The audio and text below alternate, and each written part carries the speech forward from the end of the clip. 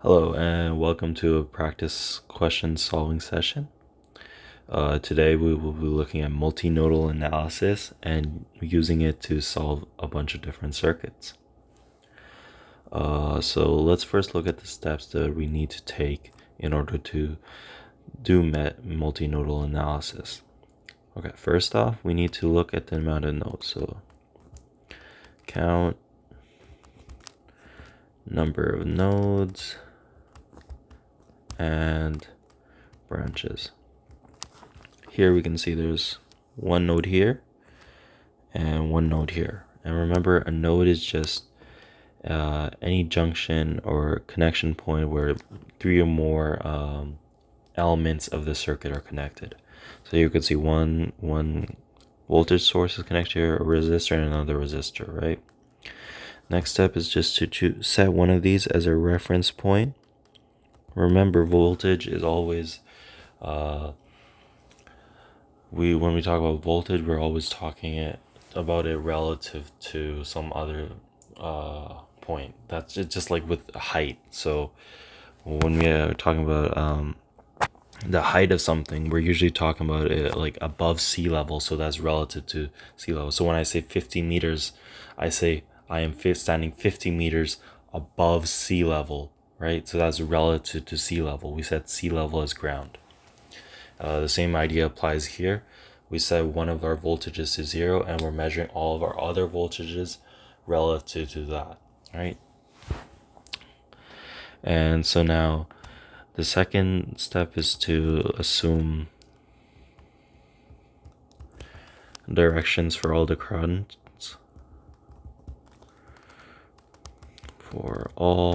currents flowing into and out of the node. So we could set this one to V1. This is voltage 1. This has some unknown voltage. So this is IB. This is IB. This is another voltage, and this is another current. Sorry, this is a current. All these are currents. The node itself is at some voltage, but you have currents flowing into and out of the node because of Kirchhoff's current law, which basically states all the currents flowing into a node are equal to all of the currents flowing out of the node, right? And this is because no net charge can accumulate. No net charge can accumulate inside of a junction.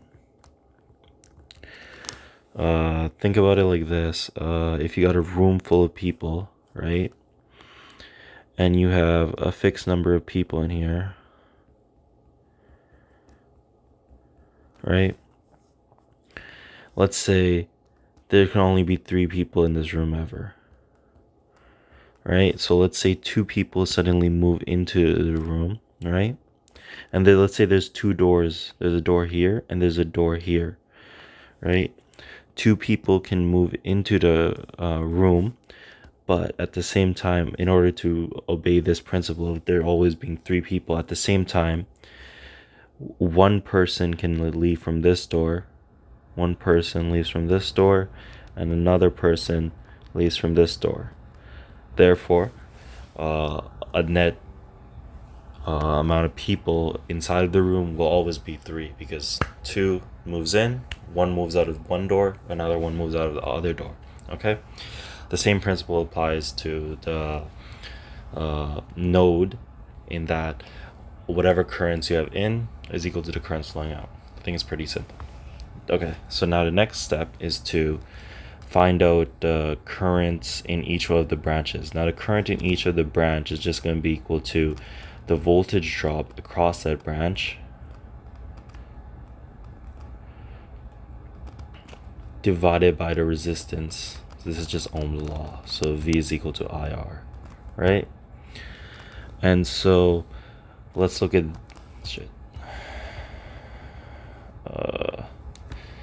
so over here we have a voltage here. So whenever we're looking at the voltage drop, we go origin minus destination. So we start this minus V1, but we also have a voltage gain of 12 volts, so plus 12 volts. So it'd be 12 minus V1 over the 250 ohm resistor, right? That's equal to IB. So that's our first equation. And we could see that there's a current controlled voltage source here. So the voltage across this element here is determined by the current in this branch over here. And so let's call this I1, I2, and I3. We know I1 is equal to I2 plus I3. We know I1 is just equal to IB, right? And over here, the current through this branch over here is just V1 over 50 ohms plus I3, which is V1 minus 60 IB. Since this is a voltage drop and since our current is going through here, it's going to be a drop. And then minus 0 since the reference voltage is 0. And then what we're going to do is we're going to divide by 150 ohms. Because that's the voltage drop across the branch divided by the resistance of the resistor, which is going to give you the total current in the branch. Okay?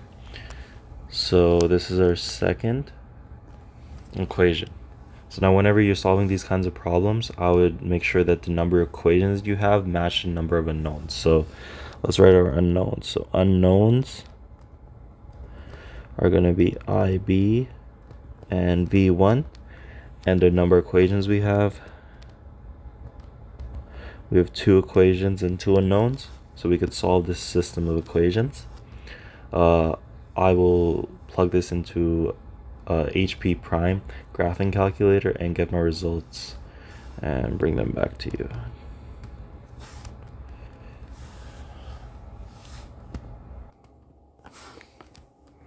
Alright, after plugging it into the solving calculator, we got 2.0826 volts, and we got IB is equal to 39.7 milliamps.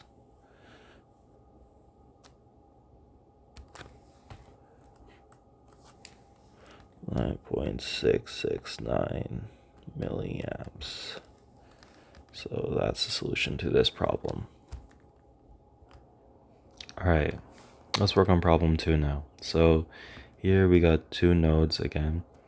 We got one node here and another node over here. So, and then we assume the direction of the branch currents.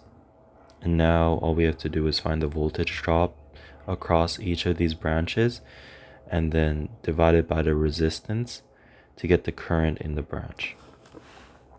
So let's start on the leftmost branch over here. We start at VO, and then we have a voltage drop of 12 volts, and then subtract 0 volts at the end, divide by 4, and then over here we have plus VO over 6 plus VO minus 10 minus 0 over 2. And this is all equal to 0. Since we all assumed all of these to be flowing out of it, obviously that's impossible. So one of these are going to have to be negative. So now going and plugging this into the calculator, we get... Alright, and so after plugging it into the calculator, we get a voltage at VO of 8.73 volts. I1 is actually flowing in the opposite direction, which means it's flowing into the junction at negative 0.8182 amps, I2 is 1.45 amps, and I3 is negative 0.63 amps. And that's basically it for that question. Alright, so now this is problem 3.19. This one's a little bit more trickier, but using the same rules, we should get the right answer. Okay, so first we have to find all the nodes. In this problem, we have 4 nodes.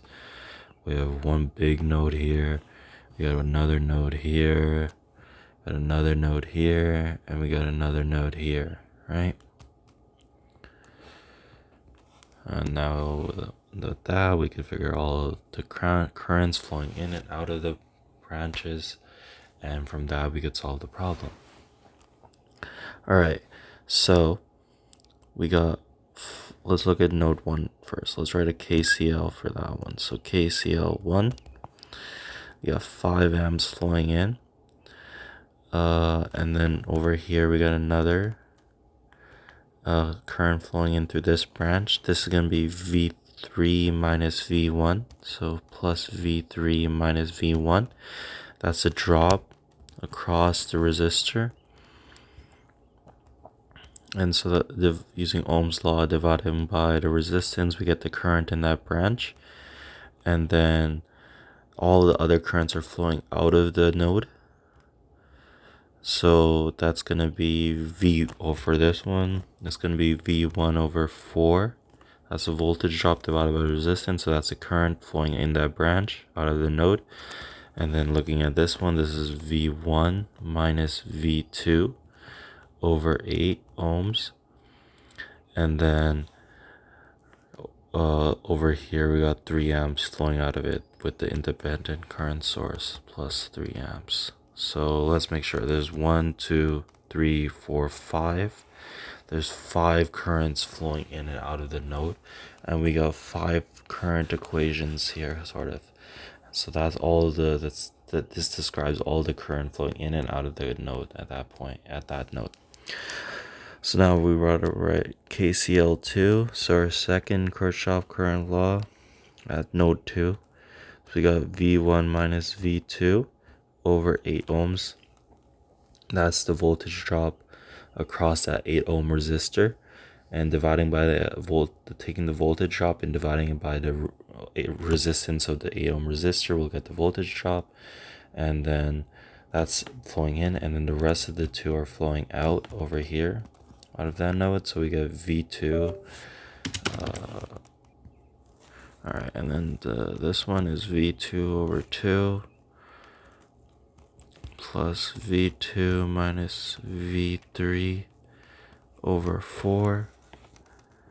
And our KCL3, our final KCL, looking at the currents flowing in and out of this node. So we got V2 minus V3 over 4. That's flowing in. This one's also flowing in. So that's plus 0 plus 12 volts minus V3 over, this is an 8 ohm resistor, 8 ohms. And then we got another 3 amps up here flowing into it. And then leaving the node is this branch over here. The current's leaving, so it's V3 minus V1 over 2 ohms. So now we got 3 KCL equations, and the number of unknowns that we have is 3, V1, V2, and V3. And now we could plug this into a graphing calculator and solve for each one of the voltages. Alright, after plugging it into the solver, these are the voltages that we get. And that's about it for that question. Alright, so now for problem 3.25, we're going to do the same thing as we've been doing before. We're going to find all of our nodes. We're going to find all of our branches. We're going to assume all of our currents in each one of the branches. And I'm going to write KCL equations for each one of the nodes. And then we're going to solve it using a solver. So first off, we got a node here, node here, node here, node here, and a node here. So quite a lot of nodes. We got 5 nodes in total. We're going to set the largest node as a reference node for convenience. And we're going to label the voltages at all of the other nodes as V1, V2, V3, and V4. Okay, now let's write the KCL equation for the currents at V1. So at V1, we got a 4 amps source pushing current into it, and then leaving it, we got 2 of these. We got one here and one here. So this is the voltage drop across this branch right here, and so that's V1 minus V2 over 1. So that's divided by resistance, and then you got V1 minus V4 over 20. And you got KCL2.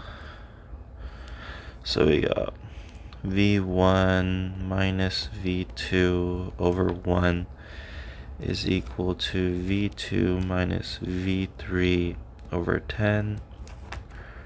Again, that was for this node, the branch over here. That's current flowing to that branch. And then now we're looking at this branch over here.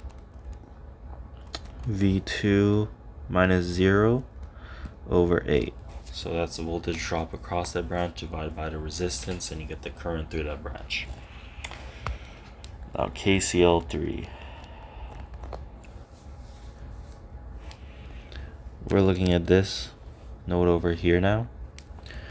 So we got V2 minus V3 over 10. Now the currents flowing out are this one and this one. So we're going to write the current equation for both of them. So this is going to be V3 minus V4 over 10 plus V3 over 20 ohms. So that's that equation for the third node. We're done with that. Now KCL4, we have 1 current entering and 2 currents leaving. So for the current entering, we got V1 minus V4 over 20 is equal to, now the currents leaving the node is V4 over 30 ohms plus V4 minus V3 over 10. Okay, so now with that, we wrote in an equation for each one of the nodes and all the currents moving in and out of the node. We can plug this into a solver and solve it. Our unknowns are V1, V2, V3, and V4. Just make sure that the number of unknowns matches the number of equations that we have. We got 4 unknowns and 4 equations, so we should be good. Let's see what we get. Alright, after plugging it into the graphing calculator, this is the results that I got for V1, V2, V3, and V4. And these are the solutions to the problem. Alright, so now moving on to the next problem. Same as always, we find our nodes. We got 1 node here, 1 node here, 1 node here. Alright, so we got 3 nodes. So we're gonna 3 nodes, and then so 1 we're gonna set as a reference node. All of our other nodes are gonna be measured relative to that one. So we're gonna set this one as V1, some potential V1, and this one as some potential V2. Then we're gonna draw the currents through each one of our branches. And now we could write the KCL equations for each node. So for KCL1, we got 30 minus V1 over 1. And then that's equal to V1 over 2 plus V1 minus 2VO minus V2 over 4. And KCL2 we can write as So we got, in this branch, we got same thing as before, V1 minus 2VO. This is the drop, this is a voltage controlled voltage source.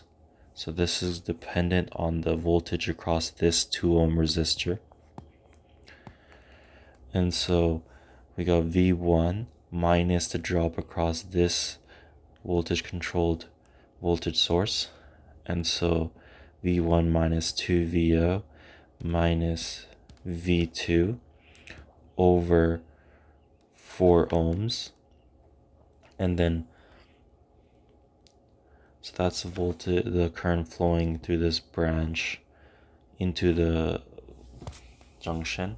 And that's going to be equal to V2. Oh, there's another one right here. This is an independent current source flowing into here. And then over here, this is V2 over 16. Now, we actually need one more equation because for VO. VO is going to be equal to V1 over 2 ohms.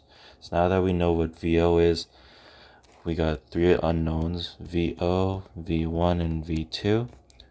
And we got 3 equations. So 1, 2, 3.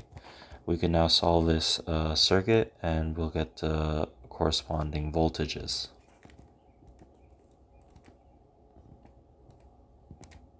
Sorry, quick correction. VO is equal to V1, not VO divided by 2, because that would be the current in the branch. VO is actually equal to V1. And so now plugging that back into the calculator, we got 22.344 volts for V1, which is also V2, VO. And so that's the final solution to this circuit. Thank you for watching, and I hope you found this useful.